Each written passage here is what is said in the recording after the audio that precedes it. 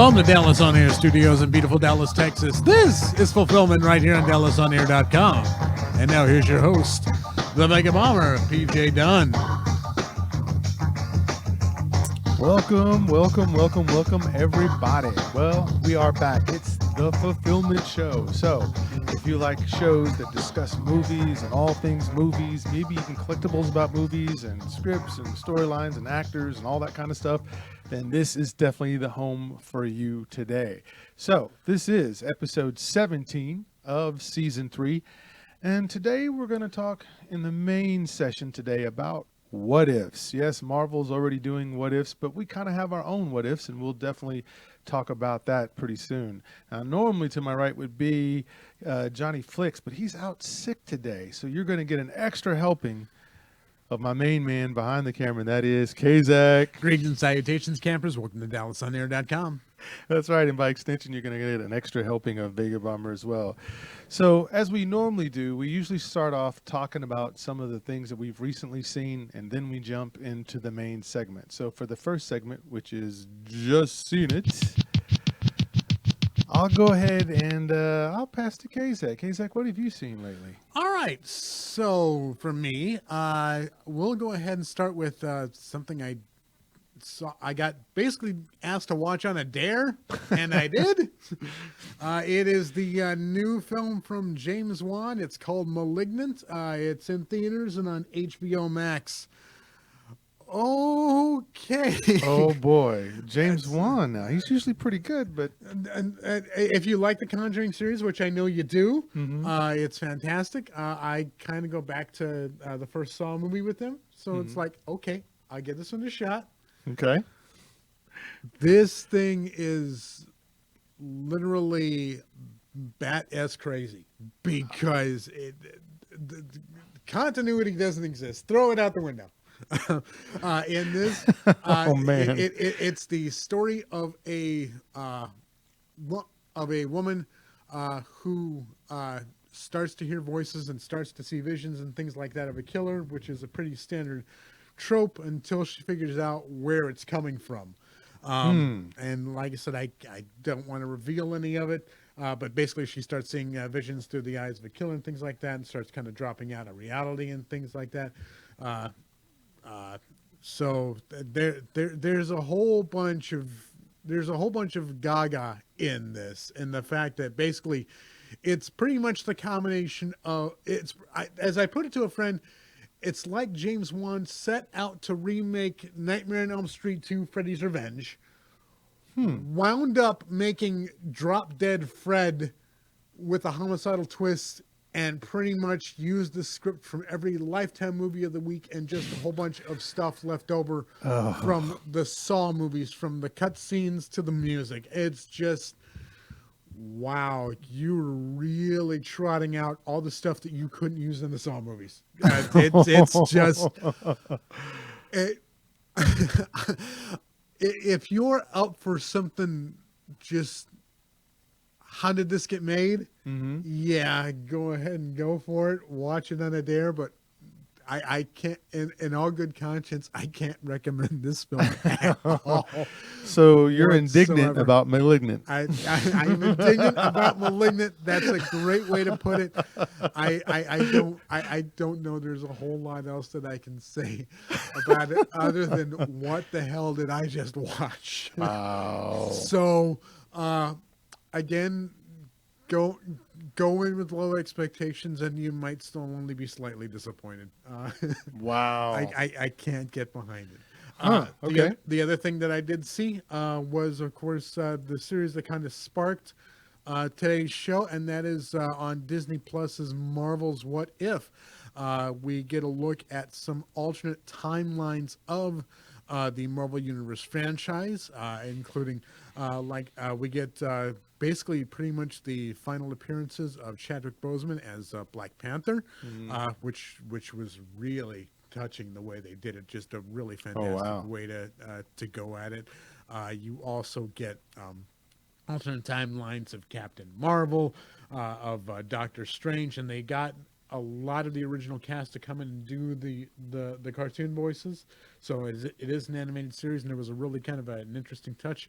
You are still get for the first time on the screen Marvel Zombies, which was last week's episode, which has been fantastic. Okay. So all of these episodes have been kind of an enriching look at the Marvel Universe and what could be. And, of course, using the Marvels of Animation, we get to kind of take a look at a way things could have been done. I based on the Marvel Comics version, What If, which, like I said, was a favorite comic book of mine back when I was, heavily into comic books and things like that. It's just wonderful speculation of what could be. And again, I dig it as kind of basically speculative fiction, what could have been. And so that's kind of what sparked today's topic. What if this happened? So, yeah. Well, that's interesting because sadly, the speculations in the fan films are better nowadays than some of these movies. When the movies are having to go, here's the director's cut because we jacked up on the first one, but here's the director's cut to maybe pull you in and hit you twice in the pocketbook. Oh, we're so gonna dive into that today. You gotta know we're gonna dive into that today. That's a nice segue into what you're about to talk about. So let's go ahead and dive in, sir. Let's do. We're going full in. So what have I just seen? Well, I've seen probably the most divisive movie now here in a while, although a lot of movies seem to go that direction. And I saw Nika DaCosta's Candyman. Say it one more time. Candyman. Candyman. That's 3, right? Yeah. Something like that. Candyman 4? Yep. Yeah.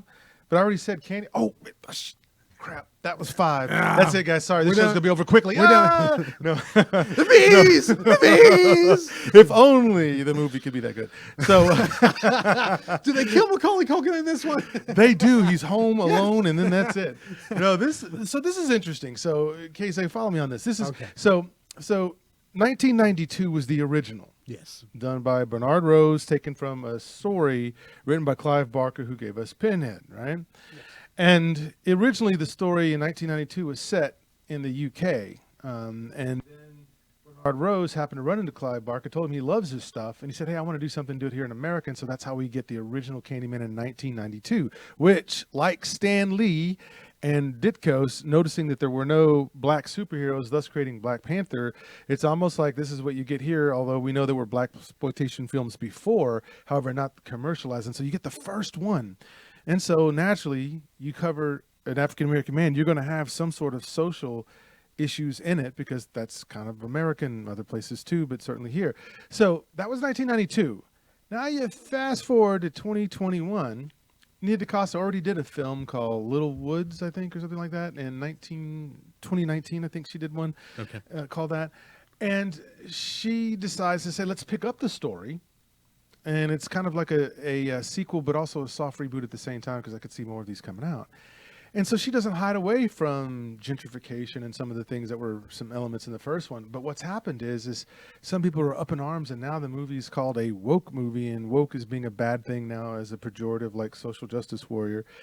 And so some people are just split and are going, I just can't watch this film. That's what it's going to be. I don't want to see that white people bad, which actually is crazy because the film is just picking up where 1992 left off and modernize it to what you would see today.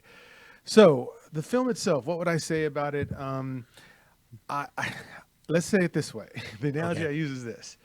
If I go to a pizza place, I'm not looking to order a hamburger. I'm looking to get pizza. Right. This movie, I went to the theater looking to go get a good slasher horror film, watching stupid people win stupid prizes. Yeah. No, didn't quite get that. Man. So from that perspective, it was a little disappointing. Now, on one hand, on the creative side, you could say, well, this is interesting the way they are trying to move forward with the story. But the problem is the execution is just a little too on the nose in some areas. So I get the people that are screaming about social commentary, but it shouldn't be like an extreme, right? You got to have situations in movies like this if you're talking about gentrification, which is a big part of it. You can't go away from that. So it's funny that this movie now, that's what it's being known as. And now all of a sudden Jordan Peele is a one-hit wonder because people love Get Out, but then they hate Us and they hate what he did with the Twilight Zone series. And now he's getting thrown under the bus just for being the producer and one of the writers. So he's getting thrown into the series for creating a a woke black horror film. Yeah, a movie that if you're going to do a black horror film, how do you not show the injustices that were done to black people is horrifying, because that would be if that was your daily life. I'm still failing to see the problem, and I don't know why a whole bunch of. What's the backlash on this, dude? Well, it's weird, right? Because it's like, I think some of it is horror fans wanted to see some really good old-fashioned standard horror, but this movie makes you think a lot more, because you really have to understand who these people are and what their connection is and what their motivations are. It really makes you think more than you normally would. Right. And I think another group that's probably bashing is the people who are just original fans of the 1992, and they just think it should have been left alone. And then the other people that are backlashing against it is whenever you have a predominantly black, cast or director and all this stuff, it seems to get pigeonholed as in it's being a woke film that's going to somehow eventually be anti-white if it makes even one comment about, I guess, dominant culture. Basically, just looking to jump down a throat because for the sake of jumping down a throat. I mean, you've got a movie produced by Jordan Peele, directed by Nia DaCosta, featuring a black cast, telling the story of a slave who was basically killed by a mob, a white mob by the mob. Yeah. So, at what point did you not believe this was going to be a woke film? What part of this did you not walk into? Yeah. I mean, whether or not you expected to get more of the 1992 story, the soft reboot, and walked in looking at those people who put this movie together, just what did you expect? Yeah. That's a false expectation, man. Yeah. I mean, like I said, we're looking at some really, really scary, horrific stuff in today's society. We're looking at, and we're getting a movie that's commenting on that from a production company that specializes in producing this stuff. Yes. And I mean, get past all the woke quote unquote stuff and just get to the horror. I mean, is it a horrific film or not? Yeah, that's exactly what they should get to. Because if we're going to use that as a definer here, then does that mean that Schindler's List was a woke film? Does that mean all the World War II films are woke films? Does that mean that Color Purple by Spielberg was a woke film, as they were telling the story of what was going on? I mean, so it's just ridiculous to go there. Now, to your technical point, let's talk about the crafting of the film, right? Okay. So I think she brought some great ideas, Nia DaCosta, to it. I think the execution, since this is her second film, I think she was maybe a little bit on the nose, but not enough to bother me, but just that I noticed it because I've watched all the films. Then what I would challenge is that what's great about the 1992 and then the sequel, the second one and the third one, was Tony Todd is a presence. Yes. The voice, everything he does. This is a very tall man too. He's very tall. He's like 6'5", right? And he has that voice. And so his presence and him floating around with a hook and just the whole mythos of him is terrifying. However, because there was more built into, let's show how this all ties back to 1992, and if you didn't see that film and you don't remember it, you're going to get lost and go, why are you giving me all this story? I just want to see people die and people get hit and clashed and all this other kind of stuff. Yeah. Right? So it does meander a bit in the second act. Okay. After it starts well. The first act, okay, good. Second act starts to meander because you're going, okay, where are the kills? And then the third act is rushed because it's almost like, oh, wow, we spent too much time in that second act trying to set up all this stuff. So the third act gets rushed, and you're expected to just go with the different jumps that they make.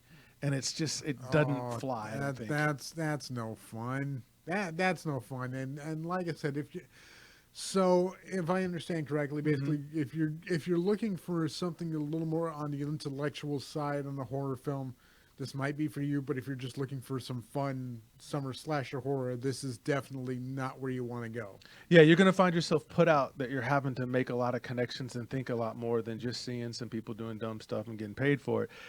Eddie's on. He's on live. I'm saying that, hey, Eddie, good to see you. This is Prim. He's a horror fanatic, and he's also been a guest of the show. And his comment here is, it wasn't scary movie at all. It was shot well, but it's paint by number type of movie. And that's coming from Prim right there. And he's a big horror fan. So shout out to you, Eddie. Thanks for contributing that. Okay, so when we were talking about this offline, you said that you went back and you watched the original film. Yes. Did that help your movie going experience at all? Looking back at the film and looking back at the original. It did, in the sense that it showed me the areas where there were some missed opportunities that Nia DaCosta could have taken advantage of. Okay. The direction she went was fine for where she was trying to go. But after a while, you start asking all these questions, and the plot starts to fall apart a little bit. Like, why does William Burke in this story, why does he need what he needs in this movie? Why does he need someone else to be Candyman? Why is he trying so hard to make somebody be Candyman? Right? So there's a lot of questions that once they start wrapping up in that third, you go, wait a minute, how come they did this and this happened? And how come that? And then you realize that Tony Todd's he's just a cameo in this. Just like how Luke Skywalker was in The Force Awakens. He's just a cameo. No fun. Yeah. And so how do you do that when your main reason, what's so great about the film, the 1992 film, was Tony Todd and his presence and how he was kind of the first from a big, wider perspective, a universal perspective. Yeah. Up there with the Freddys and the Jasons and of the world. Yeah, he is his presence is a huge monster and not just horror, but and not just black cinema, but horror as well. Yeah, that's exactly true. Big deal, man. And I think that the other part that the 1992 does that made it so stand out so much was the fact that essentially Tony Todd or Candyman, this is essentially kind of a reimagining of the Phantom of the Opera. And you don't have that in a horror movie where you're kind of sympathetic towards him, and then Helen in the first one, Helen Lyle, who's doing all the all the reporting and trying to do all the research on him and the urban myth and what that it's all about. The way they marry that together to where you almost feel sad for Candyman, but at the same time you also know he will kill, he will do things. And he's this legend that can last. And so that combination of seeing, like usually in the horror films, they're trying to run away from the bad guy, right? From the monster. Here, she's drawn towards him because everything she reads from legend pulls him to her. And now you get to play with that idea of not Beauty and the Beast so much, but definitely Phantom of the Opera. Oh. And that's so different and deep. So when you watch it now as an adult, because I watched it as a teenager, didn't catch it all. I thought it was good, but I didn't know how masterful it was until now going back and looking and seeing the bigger story. Right. So that's what's so great about it. Now, with this new one, you can see what Nia DaCosta saw. She says, yeah, I could show some black trauma here. Why would I not, since this is based on that? Yeah. But I guess people are so fatigued right now because of everything that's happened in the last 2 years. And anytime you just bring up race in any bit, there are some portion of the segment out there that immediately jump to, oh, well, this must be a woke film that's supposed to make me feel bad for stuff that happened, because some people have interpreted BLM that way. Okay. So is this a matter of right film, wrong time, or is this a matter of this could have been thought out much better? I think the execution could have been a lot better. And I think just understanding how you just can't diminish Tony Todd. It's like, imagine trying to do a Will Smith movie, pick any one of the vehicles that he's done, and try to do that movie now without him. They tried to do that with an Independence Day 4 or 5, and nobody went to go see that film because he wasn't even in it, right? Yeah. So the star person, if you don't have them in the film, you have to be super creative about how you're going to replace them. And I think that's kind of one of the missteps, because Yahya Abdul Mateen II is good, but he's not Tony Todd. Yeah. Okay. I'll take it, man. Yes, sir. So as a horror film, would I say don't go see this? No, Nia DaCosta has some ideas. She does. So from that perspective, don't pay the $15 to see it. Maybe go to the matinee, or maybe wait till it comes to streaming and just see what she's doing. But just know that nobody's going to be able to replace Candyman. You just can't. It's like trying to replace Iron Man. Yeah. Or like when they tried to replace Pinhead a couple of years back. No, it's Doug Bradley, or it's hard to get around. Like I said, guys like Robert Englund, or or if you're a horror fan, Kane Hodder. Yeah. So there's a lot to say there. There is a lot to say there, man. Yeah. So if you're gonna go see Candyman, just know this up front. If you're like you said earlier, I thought that was perfect. If you're looking for the super standard normal slasher, this isn't going to be the one for you. If you're okay with seeing some differing ideas that are trying to progress the story from 1992, but in our today's modern time type thing, then I think you could still find it interesting. So I wouldn't say it's a don't ever watch. It's not like that. But I think the issue is that you go in wanting to see one thing, and then you end up seeing something else. Yeah. Cool. Yes, sir. So that would be our Just Seen It, ladies and gentlemen. So let's get to the topic du jour, the reason why you're here, what we talked about up top, and that is what if, what if, what if? So think of it this way, ladies and gentlemen. When I think about what if, think of it like this, right? There are fun ways that you can come up with brand new story ideas by just doing what if. In fact, I would say Hollywood executives walk into their pitch meetings saying, what if we had, Castaway mixed in with Saving Private Ryan as a movie now that's a horror film, right? So you can see where that could maybe be interesting. Also, as fans, we create what if scenarios. That's our fan films. And also we make up mashup t-shirts. What if we could get Jason and Godzilla in the same film, right? And you'll see that as a t-shirt, right? So what ifs are just super interesting. So Marvel is doing their what ifs. Today, we're going to look at our what ifs. Yep. And so why don't you grab some popcorn and have a seat and just see what you think about some Yep. of these. And certainly by the time we get this on YouTube, we'd love to see your comments there. But I'm going to kick it off with you, KZ. Give me one of your what ifs. All right. So the first what if was one that kind of goes back in the Hollywood lore, and that is, what if Eddie Murphy had been cast in Ghostbusters rather than Ernie Hudson? Ooh. Okay, so so to go back to the original story on this, Dan Aykroyd originally asked Eddie Murphy to fill in the spot. Because the film was originally written around Dan Aykroyd, John Belushi, and Bill Murray, and Harold Ramis, things like that. Of course, Belushi dies, things like that. So a lot of things get changed. One of the things that they were looking at was that Eddie Murphy was going to come in and do the Winston Zeddemore role. Eddie Murphy turns it down and goes to do Beverly Hills Cop. This is 1984, so this is right when Eddie Murphy's on the rise. This is when he's starting to get big. At this point, like I said, he had the opportunity to be in two of the biggest franchises and chooses one. He could have been in both. Now, the things that changed were that the Winston role was reduced. Okay. Ernie Hudson only gets the limited amount of screen time, and he's kind of an add-on. Yes. Everyday man. Yeah. I gotta believe that the role would have been, of course, bigger. The role would have been a showcase for Eddie Murphy to work across from some top-notch talent at the time.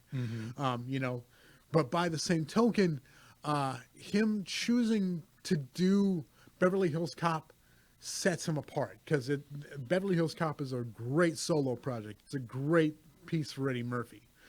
Him getting locked up in a franchise and trying to play off Bill and Dan and Ramis and things like that might have diminished him a little bit, and it would have put him in two of the biggest movies. But there's no way he would have come back for that sequel. Yeah. And Eddie was, like I said, he knew what he was doing in his career. He knew, no, I can't do this film. I'm going to go do this film, and it's going to be huge for me. And it was. I regret that, like I said, the Winston character isn't bigger, because that had so much opportunity to be funny. Yeah. And like I said, I think like I said, I've not seen the female Ghostbusters film. I know that Leslie Jones kind of got put in that role in the last one, just they overwrought her. I gotta believe that, like I said, Eddie Murphy might have had a Kate McKinnon moment in this film as the bust out part. Okay. Yeah. But by the same token, I don't know if the vehicle was right for him. And I think in this portion, he made the right choice. Yeah. Yeah. So, I think so. Yeah. For the film, it could have been. I'm sorry. Go ahead. No, for the film, it could have been better, but for him, it was the right choice. Yeah, yeah, I think that's true, because I was talking about this the other day with Horror Mike, in fact, and I said, it's interesting now in the age of Marvel where everybody's funny and having everybody riffing at all times. I just fear that if Eddie Murphy was in there and they all started riffing, because most of them are comedians, what would have happened? Would it have been overkill? I don't know. But the idea of him being the everyday guy, just the straight playing it straight, actually kind of gives more balance to the other comedic chops of the other guys. But yeah, I don't think it's a bad idea to think about it, but I do wonder, only because of what's happened lately, and the fact that when you watch movies now, especially Marvel movies, everybody's funny. So I wonder if that would have been distracting, or if Eddie would have just kind of owned the movie and it would have made everyone else lesser because, Eddie's impromptu master. Not that the other guys weren't. Yeah. But he could have just went into any one of his Saturday Night Live characters and people would have just been busting up and he could have just, Exactly. So it's interesting, though. Very interesting. And that's why we play What If. That's it. So That's exactly it. So let's play What If. What you got, sir? All right, I'm going to start from the bottom and go up. And this is a very interesting one. So my what if is, what if Taylor Sheridan wrote a horror movie? And Taylor Sheridan, if you don't know, is the writer of Sicario, Hell or High Water, and he's also doing Yellowstone, and he did another movie. Sorry to bother you. Sorry to bother you, I believe, or was it? Yeah, I think it might have been another one. I'm getting the titles mixed up. Right. But this is a guy, Taylor Sheridan, who knows, if you've seen Sicario, if you've seen Hell or High Water, he knows violence really well, especially if you watch Yellowstone. He also knows how to twist up a character and make a character seem even more interesting. So imagine a movie where the killer is somebody that you're kind of really going, dang, this dude is just merciless. He's just brutal, but he has a point that he's doing, and he's going in certain things, and it's set up well how he's killing people. He's not just popping out with a baseball bat and killing a guy with a baseball bat, popping out with a machete and hitting a guy with a machete. It's not that. Imagine if that had more nuance to it. Like Taylor Sheridan, the other thing that he does well is he writes excellent dialogue. Excellent dialogue. Can you imagine a horror film with good dialogue? And some people might say, well, no, it's not that. I just want to see kills. Yes, you'll get the kills because he shows violence in everything that he does. Sicario is a very violent movie, and so is Yellowstone, by the way. And so he would get that sound right of crushing of bones and the punching and the swinging, the hitting. And when you watch a Taylor Sheridan fist fight, it feels real. Okay. So I can only imagine if he wrote, take James Wan out and then put him in and let him write something about a ranch that's haunted with all the weapons and tools that are inside of a ranch. Because see, the other thing about Taylor Sheridan is he's a Texan. He's from Texas. He grew up on a ranch. So he knows about killing and what they've had to do with animals and this sort of things and all that stuff. And so he could imagine some really god-awful stuff. Okay, so you wouldn't hand him a franchise. You'd give him his own. Yes, I'd give him one and let him do it, because what he'll do is he'll set it up to where you'll have a franchise afterwards, because he knows how to create the character and put him in a position to where you want to see more about this character. Okay. No matter how horrible he is. So what if we had Taylor Sheridan, an excellent writer who does a lot of action violence? What if he brought that and his dialogue to a horror film with great acting? Okay. And that's just one of my what ifs. Yeah. Like Westerns are horrific in and of themselves, but it's realistic violence. Can he lend himself to the magic realism of horror? Yeah. Okay. Yeah. And that's what I'd love to see him do, because as you know, when you're a good writer, you're inventing something from, nothing anyways. And so if someone just said, yeah, here's the vein, do this. It's, it's like this. It's like the Peter Farrelly, right? He did Green Book. He does comedies. He did, Dumb and Dumber. But the guy who did Dumb and Dumber turned around and did Green Book and won an Academy Award for it. It was actually a great film that he did with Mahershala Ali, and Viggo Mortensen. So here he was doing something because Farrelly wanted to prove, hey, I don't just write comedies. Yeah. I could take on a serious subject matter. And he did, and it worked. If you've ever seen Green Book, it really works. And the way he did slide humor in there, it worked without taking anything away from the seriousness of the theme. So imagine that now, but Taylor Sheridan coming out and saying, I'm going to build you a guy that not only is he violent, but he thinks about his kills and sets them up really well, and then the dialogue will make sense of the people who are about to die. It's not just, oh shit, I'm dead. But he would come up with something other than, or just, No chicks tripping over hay bales running away from the serial killer. Yes. Okay. The serial killer won't be walking slow while they're running fast, but somehow be right behind them. Like, he would do something a lot better than that. Okay. All right. Give me another one, sir. What's another what if? Okay. So my next one, it's been speculated to death, but we'll go ahead and hit it one more time. What if we actually got Superman Lives? Okay, so again, this goes into full Hollywood lore. We had the opportunities for a Tim Burton directed Superman film written by Kevin Smith, starring Nicolas Cage. It basically, this was the film that was destroyed in development hell. Because John Peters goes in and tells Kevin, give me a Superman movie. And he comes up with a bunch of ideas. And Tim Burton sees those ideas and says, you know what? I don't want to do this. I want to do this my own, and gets rid of it. And then, of course, he comes in and they screen test Nick Cage because they believe he can do both Clark Kent and Superman. They basically put together a whole bunch of screen tests and things like that. They basically go from a $110 million budget to a $190 million budget, and basically go all out. $30 million into this project, and not one frame of film was shot. What if we'd gotten this film? I think it would have been a disaster. I think it just would have been a disaster. I like Nick Cage. I don't see him. I can't see him as Superman. Even the Doomsday plot, I can't see it. Kevin Smith goes up in smoke because, like I said, while he's a great comics writer, this is not his project. He basically walked into something that was already existed because Peters had set out things. I want this. I want Superman in a black suit. I want Lex Luthor to have a talking dog, so we have a toy. And just all this stuff. Tim Burton coming in and doing a Superman film. No.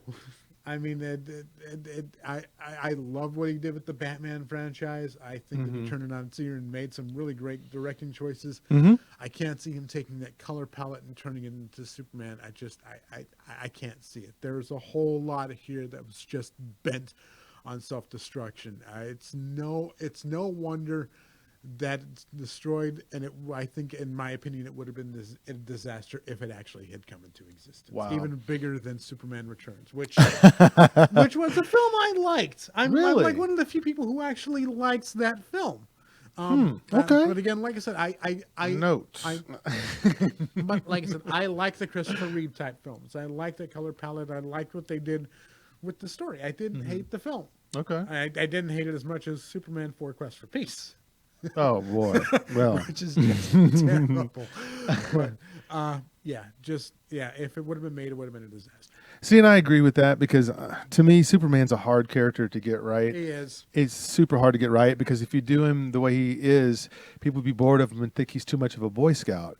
And so then, since everybody likes everything dark today, and everybody's gonna be so emo and whatnot, then they're gonna draw. The draw is gonna be to try to show this darker side because we've never seen Man of that. Steel. Exactly right. And so it's kind of one of those things where you're just like, all right, we don't seem to really understand Superman very well. Maybe we need to get somebody who really understands what was done in the earlier films, And it was the Donner films. And it was a good try with Kevin Smith.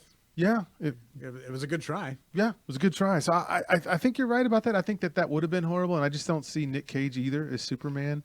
He doesn't look anything like Superman from anything. Not that you can't change it a little bit. Well, but they I were think, trying to go with the death of Superman with the long hair and the black suit and things like that. Yeah, that's yeah. I still need to see the documentary on this too. Yeah, I do want to see that documentary as well because I did know a little bit about it because the guy that was in on it has passed away because he used to be on the AMC channel that used to do all the movie reviews with John Campy and them. Yeah, the guy that actually wrote it and was putting it out there actually has passed away. Yeah. So yeah, we won't see that. Okay. All right, let's dive in. What you got? All right, here's another what if for you fans out there. I'm coming hard with this one. What if we did recast Black Panther, and what if we got Nicholas Andre Pinnock to play him? Now, let me go here for you. Now, I know the new version, we're going to probably end up focusing on Shuri because just in the comic books, there was a short run where she was Black Panther for a while when T'Challa was away or thought to be dead, or however they tried to write him off in the comic books for a while because they were tired of writing Black Panther and they thought a way to redo it is to have Shuri do it. I'm disappointed in the fact that you've already recasted the Hulk, who's a pivotal character in the Avengers. Twice. Right? You've already recast War Machine. War Machine already. So you've had Terrence Howard and then you have Don Cheadle. So those are great actors. It's possible you can do it. This guy, Nicholas Pinnock, if you haven't heard of him, he's on a show right now that you should be watching called For Life, which is done by 50 Cent's production company about a true story of a man who was, supposedly selling drugs out of his own club, out of his own nightclub, and goes to jail for something he didn't do, but he gets his law degree while he's in prison, and actually, real story in true life, gets out and is able to defend himself and other inmates in order to get out, because there's a lot of people put in prison that didn't do, or there were some extenuating circumstances that people just got picked because they were there, or they happened to be black and they were there or on the scene or somewhere around or knew somebody. And so this film, this guy, if you watch the TV series here, you'll see this guy plays that regal rage wonderfully. Because see, Black Panther going forward now shouldn't be no longer, I'm wounded because I got a girlfriend I can't keep up with that I freeze, which I thought was horrible. I hated that was the way they wrote him in there. Terrible. And then also the idea that, I don't know what to do. My daddy's gone and how am I going to handle it? No, the next Black Panther we needed to see was the full-on Black Panther like the Darth Vader we saw at the end of Rogue One, right? The fully realized, matured Black Panther shouldn't be that soft. He should be just as hard as he was in Civil War. And Nicholas Pinnock can play that pent up rage, but that it comes out in a certain way in his rate of speech. But when his expressions show you he's for real, this cat means business. And so if you haven't seen For Life, check out a couple episodes and tell me if you don't see the Black Panther that we didn't quite get, other than Civil War, we got him. But once we got to Black Panther, the movie itself, while it was fine, and I do enjoy it, it's one of my favorites, I still see that they really deviated from how badass he really could be. And I think Nicholas Pinnock could play this. What's your thoughts? So, like I said, I'm not familiar with the actor. My question is not only just the acting ability, because, I mean, obviously, Black Panther's going to be a dialogue-heavy film and things like that with a lot of yes. great subtext. Can he do the physicality? Yes. Because like I said, Chadwick Boseman has great presence on screen. Yes. Physically as Black Panther, as T'Challa. Mm-hmm. Can he pull off the physicality? Can he pull off the fighting? Can he pull off the sequences? Yes. So if you ever get a chance to do a research on, you'll see this guy's built and he's 6'1". So he definitely stays in shape. So he could, in fact, he's in better shape than Boseman was, because he was dying of that colon cancer, right? Yeah. So I don't think he'd have a problem there. That's a great question. The thing is, and that's why this is hard. If you haven't seen him, this is going to be hard for you to connect. But if you watch him, you'll see. Because again, he's playing a guy who's put in jail for something he didn't do, who has a daughter who's grown up that he's not been able to see, and he's extremely pissed off. And when he finds out how the DA set him up and how everybody set him up, and even some friends, the whole idea of that rage that you saw that Chadwick had when he found out his dad got killed and he was going after Bucky, and he was going to kill Bucky, by the way, just to let you know. If they hadn't written the script, that Black Widow would have tased him for a little bit or whatever, which is kind of crazy because she saw his dad die. Why would she tase a guy whose dad just died? She should understand why he's coming after, right? Yeah. But that rage, and actually in the comics, there's a storyline that's called Rage of the Panther. Okay.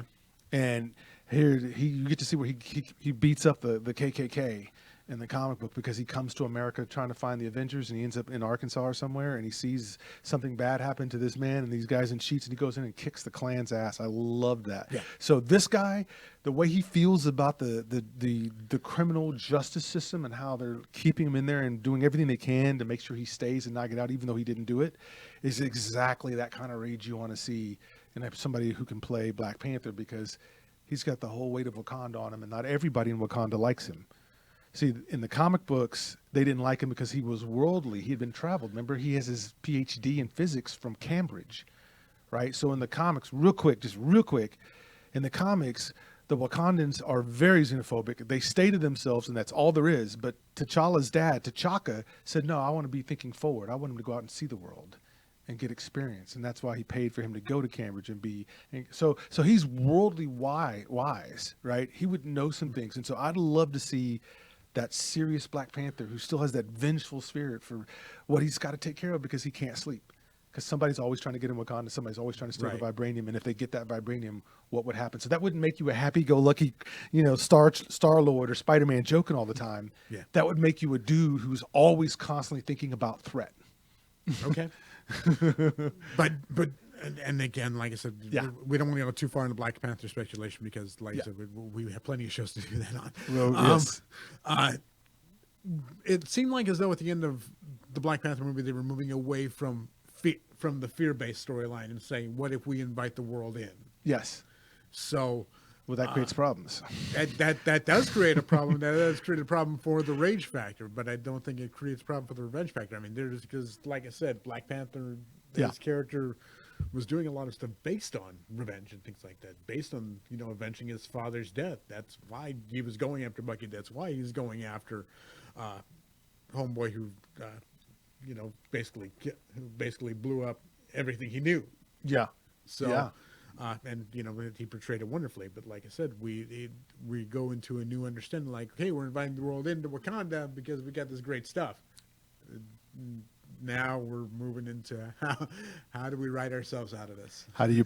How do we protect it? Because as we know, people will go after it. So yes.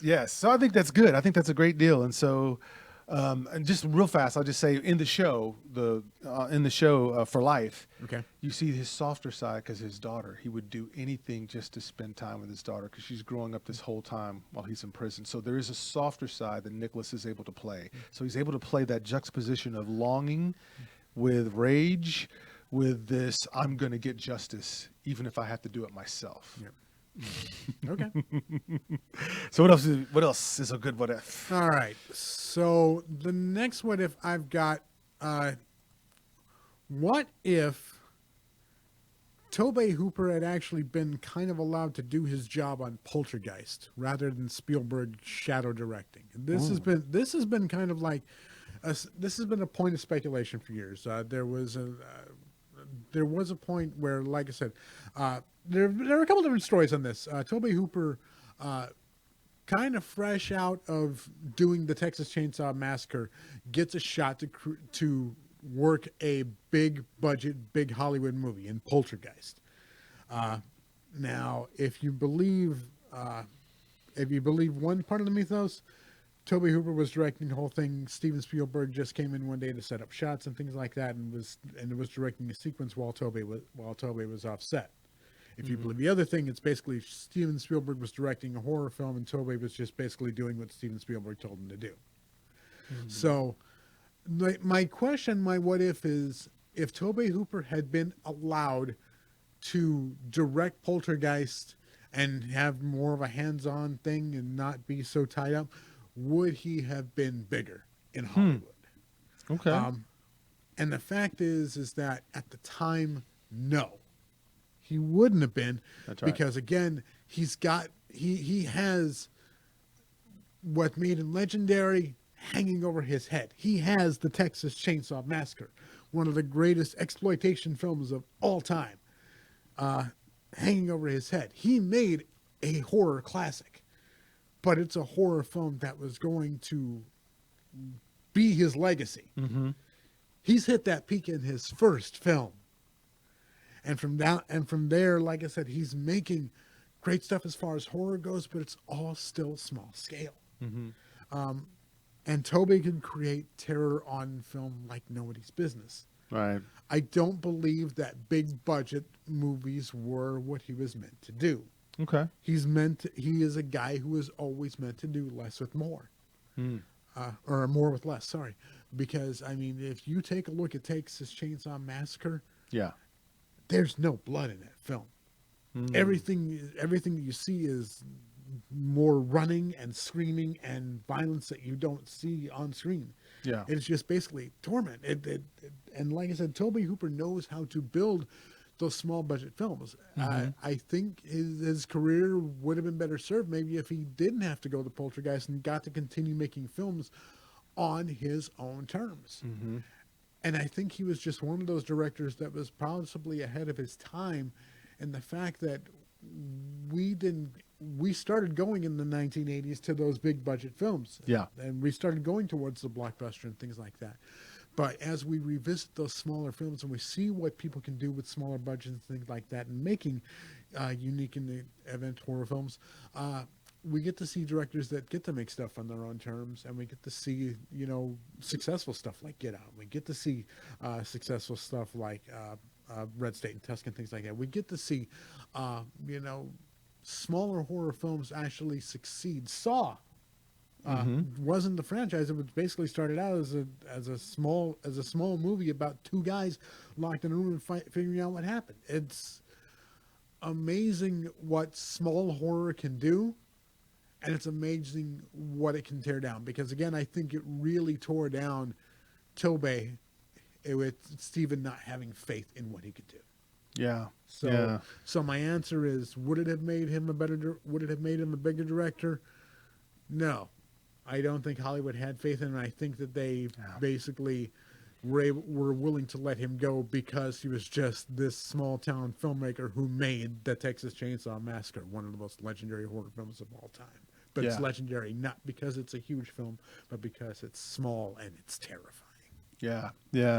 No, that's a great thought, because we do know Hollywood loves its names, Yeah. and those are the people who always seem to come back and get the sequels and the reboots and all that stuff. And Poltergeist is a great film. Don't get me wrong. There are some great moments of terror in that film. It's a great horror film, but no, it's not a showcase for Tobey. It's him carrying out what Steven's vision was, and there you go. Yeah. Wow. Yeah, no, that's a great one. And that's something to think about too, because I do think about that sometimes with Hollywood, and that's why I like Nia DaCosta. Yeah. Here she is trying to get that thing off with Candyman. And so we'll see, but we know that Jordan Peele, that's the point, right? They had to put his name on there as a producer and as a writer to get people to pay more attention. Yeah. Because she's not a name. And so, Hollywood has that good old boy, deal. Once you've proven that you can make it into the group and make a lot of money, then that's it. They'll just keep investing in you. They won't even look at the people that have talent that's just emerging. It's talent that's just emerging, right? Yep.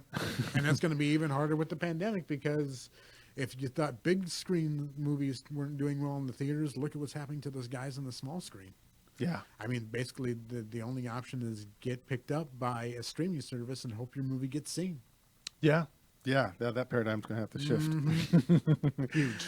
Well, another one of mine, I guess, what ifs, ladies and gentlemen out there, is what if Dave Filoni and Jon Favreau did the Star Wars sequels instead of Ryan Johnson and, it slips my mind because I just don't even want to think about him because he already messed up Star Wars, or Star Trek, and then he messed up Star Wars too. But so the question is, what if they given them 7, 8, and 9?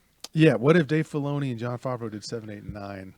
Because, what we heard was, well, they've never done a big movie other than Favreau and Iron Man, but they've never done anything big, and we just can't put them on something this large. It has to be somebody out there that needs to do this, that has some panache and a name and blah, blah, blah, blah, blah. Which I would argue that Jon Favreau is that guy. And I would say that with Dave Filoni and Jon Favreau working together, you don't think they could close that gap supposedly that Dave Filoni doesn't have of doing a theatrical release in the big screen? I think that's ridiculous. I think what we've seen already with just The Mandalorian, what we've seen with the Clone Wars, the animated series that Dave Filoni was doing, I think we see that this guy understands the lore of Star Wars. He gets it. He understands the individual characters. He also, like Lucas, has a good idea for storyboarding in the sense that he's able to create different, the world building that he does is equal, if not right on par with what Lucas was doing in the 70s. I mean, Filoni gets it. And I think the choices that he made with the characters, make sense. You're not sitting back going, wait a minute, well, what about this? And how does this go against this particular thing? So everything that Dave Filoni and Jon Favreau touch right now as it relates to Star Wars, people seem to like, and I don't think that's a fluke. So does Dave being an episodic guy rather than, the big screen guy? Because, I mean, we can see what we can do with an hour of television. No question. Yep. Can that carry over into 2 hours into a film? Because again, like I said, Dave is all about world building. Yep. Is it possible that he might go too big? And again, just playing devil's advocate. Yep. Is it possible that he might go too big in the film to and basically compress his own storytelling because he's got such a great mind for how to build. He does, but here's the good news. He's doing 7, 8, and 9. If he's doing all 3 of those, then he's used to episodes. So there is a way to do that, and there's a way to also, because if Lucas could do it, and people not tell him, then we know what this is about is like, who does he surround himself with? So if we can get some people around him that can pull him back and say, no, this is great, but I think this is too much. You're borrowing too much from your episodic. Too granular. Right? You're too granular for something that's going to be on a big screen. I think as long as you have somebody there, and I think Favreau, that's why I'm putting both of them on there together, because Favreau knows how to do this. He did Iron Man. He did Iron Man 2. Yeah. And unfortunately, he did Iron Man. Well, anyway. But oh, no, actually, he didn't do the third one, but he did the second, which was bad. But still, Jon Favreau then, both of those two guys together. Not bad. Yes. If those two work together on it, then I think Jon Favreau could cover the area where Dave Filoni has a weakness, and I think Dave Filoni could cover the area where Jon Favreau would have a weakness. So I think that there is that. So if you could get the Russo brothers, who came out of nowhere to do Captain America, and the best Community. Well, Community's fantastic. It is, but that's a TV episode, so it's the same argument, right? They were able to translate that into the big screen with Captain America 2 and 3. Fair enough. So it can be done, is what I'm saying. So I'd love to see if we could stretch that muscle in the Star Wars world and say, listen, let's just take the people who seem to already get this. Let's see what would they do. And if we have to, let's make them sit down and watch how bad the sequels were. And that would be all the fodder they would need to go ahead and say, nope, fix this. And they'd probably write itself between those two. Yeah, now Dave's going to have to go back and fix all of it and anyway with future TV series. That's right. All right. So what about you? What's another what if for you, KZ? Okay, so my next what if, kind of a sad one, I think. What if Bruce Lee and Brandon Lee hadn't died so tragically, hadn't ended so early? Yeah. It's almost mind-boggling to think of the future that we could have had in cinema. That it would have gotten kung fu to come out of the underground. I mean, it was just basically burgeoning under the scenes, and we get Enter the Dragon, a huge Hollywood movie, still is huge. Yes, cult following, huge cult following. To imagine what he would have been able to get done in Hollywood. Yeah, I really believe that he would have, he would have put Asian cinema on the map. I really believe that he would have put Kung Fu cinema on the map. Action films would have taken notice. You might not have even gotten so much of the big and brawny He-Man guys in your films. You might have gotten the smaller guys. You might have seen him take on the spy roles. You could have had an Asian James Bond, for God's sake. Sure. There was a lot of potential there.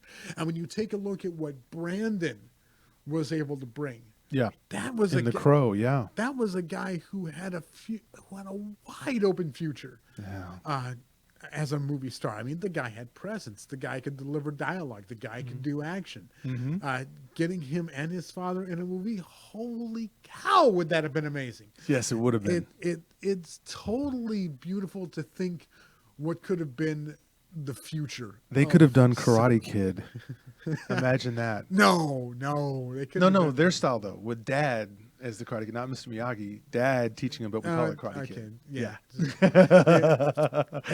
It's one of those, like I said, a great legacy robbed from us twice from people who were taken from us way too early due to just bad circumstances. I mean, it adds to the legend, but I would have rather had the real life than the legend. Agreed. There's just so much that we could have seen from Bruce. I would have seeing, like I said, what he wanted to do with television, knowing what he wanted to do with films, knowing that there was a bright future ahead that could have been expanded under the guise of Bruce Lee. Yes. Yeah. So. No, that's perfect because I mean we saw him in the '66 Batman as Kato, and so you could see he was showing up in enough spots that, man, if he could have been there. And you're to your point, correct. I love that. Like, what if it was, Bruce Lee as a version of Mission Impossible? I mean, that could have been extremely interesting too. So there's so many ways, but yeah, I love that. It's like the music version of that is what would have happened if Jimi Hendrix didn't die so soon, and Janis Joplin and many others. Right? Bingo. What would they have recorded by now? Yeah. This sort of thing. So I love it. my next one then, since I was kind of touching on Star Wars, Oh, here we go. my what if is, what if Star Wars Episode 7 wasn't a reboot of Episode 4? What if we actually got a real movie that wasn't taking all these major components from a version that we've already seen, the original version? That's one of the things I wonder, because after I talked about Dave Filoni and Jon Favreau, I thought about, well, what if we did get this? And so what I would think is if we got something that wasn't an exact copy or reboot of it, what if we had the film where Luke Skywalker wasn't just a Deus Ex Machina that they have at the end of the film? What if we did get someone who said, you know what? We need to pick up the story from where Return of the Jedi left off, and we need to discover what the hell happened with Leia and Han, and what happened with Luke all that time, and just start there. That way, Episode 6 and 7 butt up right next to each other, so when you watch them together, you can see the continuity. Instead, what we got is, hey, people won't come to this movie called Star Wars unless we make it like what they already like, because people didn't like the prequels, and yet the prequels still did well in the box office. That's why I didn't understand that. Yeah, people didn't like them after a while, but because after a while they could, once the Star Wars milieu kind of wore off, you could see the bad acting, the bad plots, but you love the story building and you hated Jar Jar Binks. But this idea that no, we have to be so locked in on what happened in the original trilogy to make this work stifled it, while trying to enter in 3 new characters that now still have no characterization, and we still don't care about any of them. Yeah. Disney spent a whole lot of money to get exactly what they wanted, which was that same feeling over and over again. They put it in the hands of a director who was going to give them exactly what they wanted. Save the franchise, J.J. Abrams, please, for the love of God, make this enjoyable for my kids. Yeah. And he did. You can't argue with the success, even if you argue with how it was done. You could make one argument, though. And the one argument would be, and this is the argument we have all the time. So do it. Yeah. So the one argument you could make is that takes off the principle that kids weren't going to come see this movie anyway, which I would say is BS. Kids were going to come see because their parents were going to bring them, because their parents loved it when they were kids. So the idea that they thought that they needed to try to make it funnier and put all of the everyday meta humor into it, no, I would argue kids were still going to come. This was not going to be a flop. It was never going to be a flop. It may not have been as beloved as the original trilogy, but I didn't think that Episode 7, because we hadn't had a Star Wars movie in 15 years, even though people hated it, they still have a love-hate relationship with it. They'd still go just out of morbid curiosity. So I would argue that, do you really need to try to focus on the kids at this stage of the game when kids are going to come anyway? I would believe because their parents are going to bring them anyway. Disney is the opposite, though, of taking chances. Yeah. They love proven formula, and they've made their money off of proven formula. And Star Wars, like I said, they invested in it not because of what they could do, but because of what it was already generating. Yeah. $4 billion is a big bet. But I think they finally understood what it meant to take chances when they put it in the hands of the people who understood it, who could take care of the franchise and things like that. Yeah. So, like I said, seven is a joyous retread, because there's a lot of joy in that film. There is. Say what you will. Yep. 8 is. There is. 8's a drag. And 9 is abominable. So, like I said, there's a lot. I think there's a lot more room now, and I think there's a lot more room to play. And I think we're going to see a whole lot more of that in the Disney Plus series. I think we're going to see that in a whole lot more. I don't know what it means for the movie franchise, but I know what it means for the television franchise, and I think there's a lot of world building to finally do, even if it's 20 years too late. Yeah, there is. I think Star Wars is not going to die. It's going to be one of those properties, like Marvel Comics would never died. It got close, but the movies brought it back, and now everybody's going out and everybody wants to know all these characters. They're buying the books now in retrospect because they've seen the movie and want to know more about Deadpool. So now they're going out and buying Deadpool comic books and all this stuff. And so, yeah, I don't think Star Wars is ever going to die. People will still watch this film by the fact that we have a friend who we know that will defend any part of Star Wars. Yep. Those people exist. They still dress up when they go to the movies. So I don't think it'll ever die. The trick here is can you make a smart, intelligent movie that matches what's going on today and make it make sense in a Star Wars movie? Because that's all Lucas was doing. He was trying to tell the story about the situation between he and his dad, but between Luke, which sounds close to Lucas, doesn't it, and his dad. So again, all right, yeah. People can ground it. There's a lot more future shows on that, and we're almost out of time on this one. So let's go ahead and hit our last one. All right. So my last one, I didn't want to speculate too much on it, but I had to. What if Spider-Man 3 and X-Men Origins Wolverine were allowed to be good films?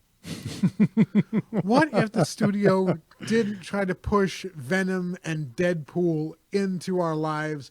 What if we'd actually allowed Sam Raimi to tell his story with just the Sandman and get ready for Spider-Man 4 and take our time with this rather than trying to rush in Venom? What if we let someone like Darren Aronofsky get the reins on a dark and violent Wolverine? What if we just let creators create and not let the studios dictate what sells t-shirts and dolls? It just drives me nuts. I don't even know how much further I want to take it because there's such nightmarish films that it killed Sam Raimi's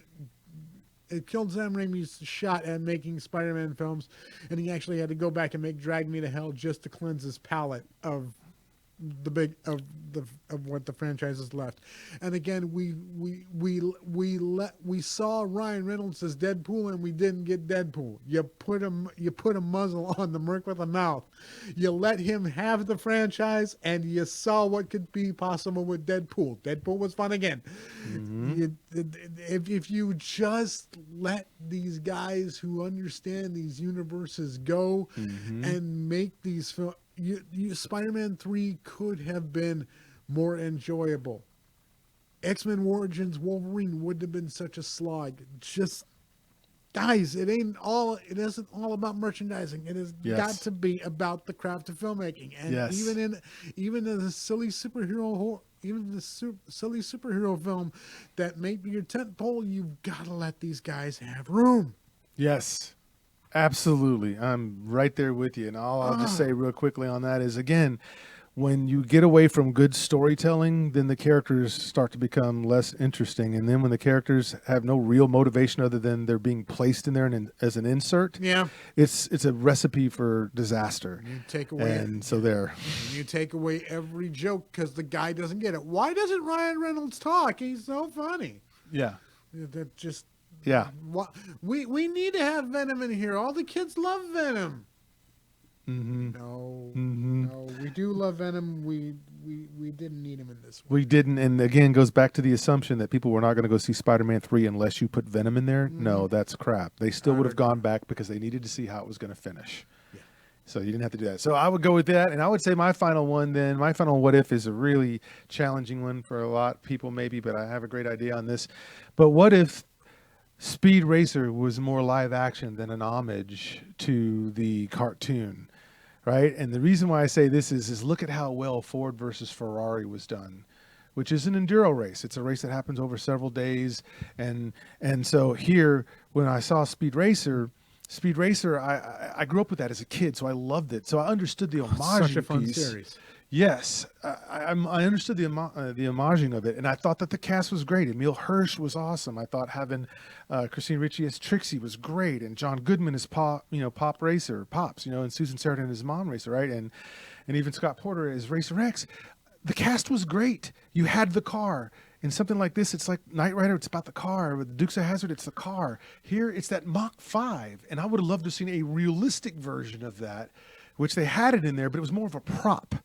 And everything else was like this video game. The animation was wonderful, but it was so immersive. There was so much going on that it was like, overstimulation in the eyes, just looking at all this stuff, and it just took the realism out of it, and you felt like they were on Hot Wheel tracks and whatnot. And while that could be fun, you're thinking, well, why didn't you just make this whole thing in animation? Why did you even attempt to put the live action in? Because the live action can give you things that you can't get, which is a 3D feel. But when you do animation, that makes it, flat. So they did that, and so the animation trumped the live action. So you're almost going, well, what was the point? You might as well just made all of it that way because it was spectacular to look at from that perspective.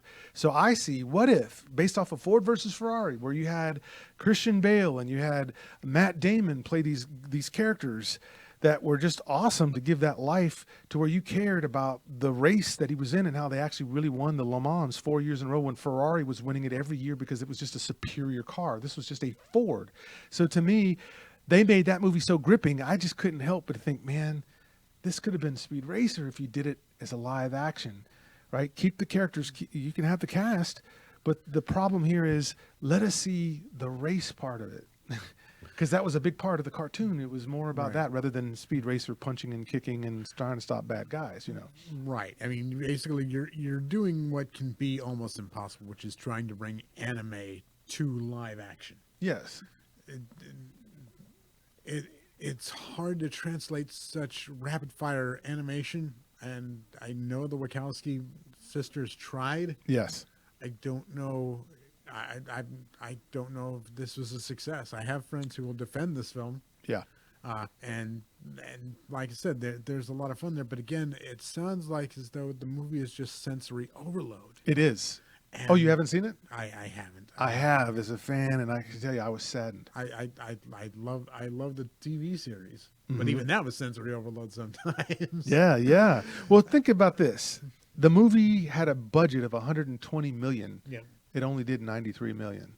So most people couldn't stand it because when they went, they were just like, "Oh my God, all this stuff was coming in." It's like you're watching a video game on a huge screen. And it's not something like The Matrix, which you want to go see again. Yes, absolutely. And plus, you're just wondering, well, these characters the live action characters seem to be holding the film back a little bit because you could really let go on more of it, but because you have to have the car in there as a prop sliding around, you could tell it was just being moved on a trailer deal to make it match what was going on. You could just tell. To try and get that anime look rather than get the racing look. Okay, so who do you, because you can't have the Wachowski sisters directing this one.